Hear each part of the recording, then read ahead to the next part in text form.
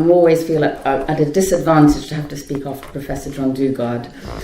But what I'm going to do, what I hope to achieve today, is to examine the international law violations that Israel commits today, rather than looking at the legality of historical measures, as Victor Catan has done and as Professor John Dugard has also touched on.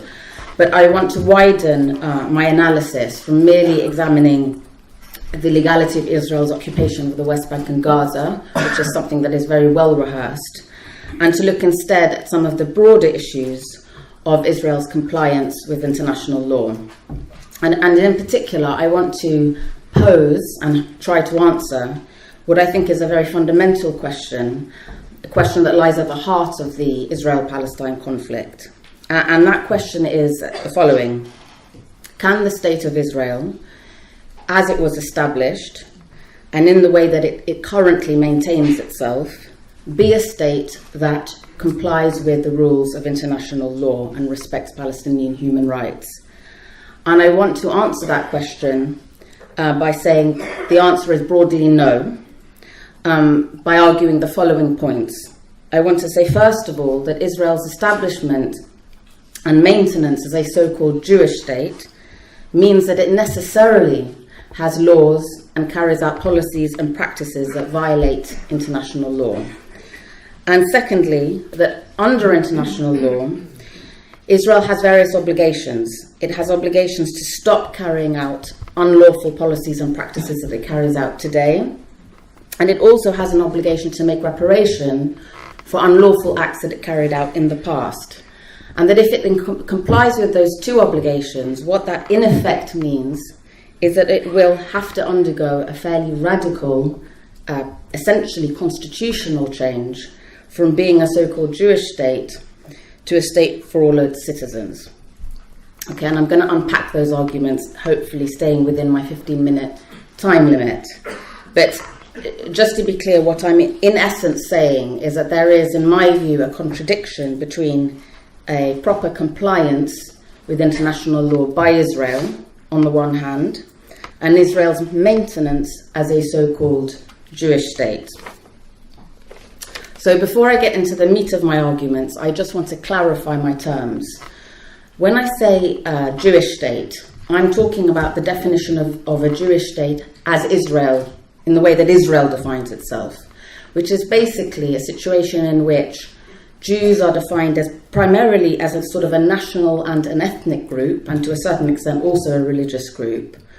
And the state is a professed state of the Jewish people. So it's a state that privileges Jews, and that also, as a matter of practice, created and currently actively maintains tries to maintain a majority Jewish population in the territory over which it presides.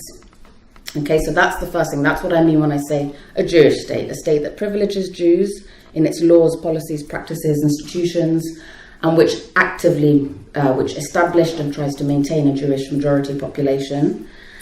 And the other thing I'd like to clarify is that I'm not saying that there's necessarily a problem with a Jewish state in theory, that a Jewish state established in any circumstances anywhere in the world would necessarily violate international law.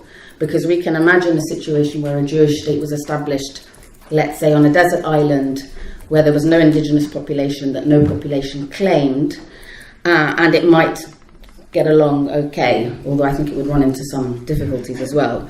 I think that the main problem here is we have a Jewish state established, obviously, as we all know, in a territory which has had a non-Jewish majority indigenous population, the Arab Palestinian population. And so it's a state which essentially it purports to represent an ethnic group which is different to the indigenous ethnic group of the territory that it controls. And therein lies the problem. So, first of all, what I need to do in order to hopefully persuade you of my argument is establish that Israel's Jewish character means it inevitably carries out international law violations. And secondly, that Israel's compliance with its international law obligations would lead, in effect, to an unravelling of its Jewish character. Okay, so first of all, what are the violations of international law that I say inevitably stem from Israel's so-called Jewish character? And very briefly, because I'm sure many of you are aware of the history, there are the violations that were entailed in Israel's establishment as a Jewish state. So there was the ethnic cleansing of the majority Palestinian population into the areas that became Israel, the widespread appropriation and destruction of Palestinian property. And Zionist forces had to carry out these actions in order to ensure that the new state of Israel would have a majority settler Jewish population and would have land and property at its disposal. So, of course, ethnic cleansing, destruction, appropriation of property, these are violations of the laws of armed conflict and constitute international crimes. So those are the violations that I say necessarily stem from Israel's establishment. What about the unlawful policies and practices that Israel has to carry out and carries out to this day in order to maintain itself as a Jewish state? So in other words, in order to maintain the new status quo that was created after 1948. And I won't go into a lot of detail here, especially because of the limitations of time, but in order to just really simplify it, basically you have the state, as I said, as a constitutionally privileges Jews. It is a state for the Jewish people and for no other ethnic group. And as a result of that, you basically have a kind of a regime of laws, policies and practices that explicitly or implicitly lead to the institutionalized racial discrimination against Palestinians, both in Israel proper and in the occupied Palestinian territory. And so you have, for example, in 2012, the UN Committee for the Elimination of Racial Discrimination criticizing Israel for not having a right to equality in its laws and for practicing racial discrimination, segregation and apartheid. More recently, you have the UN report that was published initially by the Economic and Social Commission for Western Asia. I'm sure many of you will know the story. And then it was disavowed by the UN Secretary General, but it was on the UN's website for about 24 hours. And for those of you who read it within those 24 hours, of course, it's available elsewhere now. That report accuses Israel of practicing apartheid more generally vis-a-vis the Palestinians. And that includes Palestinians in the West Bank and Gaza, within Israel proper, and also the Palestinian refugees. And I don't think it's important for us to get stuck on whether or not Israel's really practicing apartheid within its own borders or just a severe form of racial discrimination. The point I would like to make is that whichever way you look at it, it's committing international law violations because there is this matrix of discrimination against the Palestinians that is, in a sense, present in all layers of Israeli law and policy and practice. And I'll just give you one example. If we look broadly at nationality and citizenship law and policy in Israel, you have a situation where the Israeli law of return allows Jews anywhere in the world the right automatically to acquire Israeli citizenship. So effectively, Jews everywhere in the world are Israeli nationals. And you have another law that applies to everybody else. Of course, in effect, it applies to the Palestinians, which says they can only become Israeli citizens if they had been present legally in the territory that became Israel between 1948 and 1952. And what that does, because most Palestinians were expelled between 1948 and 1952 and weren't able to return in those years, what that effectively does is it denationalized those Palestinians. It stripped them of their nationality of what became the new state, and so they became stateless refugees. And there's an ongoing policy, of course, that we all know about, not to allow the refugees and their descendants to return to their homes. So we have a series of international law violations which are committed with respect to this nationality and citizenship law and policy, including violations of norms, as I said, prohibiting racial discrimination, potentially amounting to apartheid, violations of customary law rules relating to the law of nationality, the prohibition against denationalization. We have violations of international human rights law, in terms of the fact that persons should not be arbitrarily prohibited from entering their own country. You have violations of United Nations Resolution 194, which has called for the right of return of the Palestinian refugees. So what I hope I've explained here is that now, of course, that policy is there to ensure, as I said, a Jewish majority in the land that Israel controls, and a privileging of Jews over other ethnic racial groups, i.e. the Palestinians.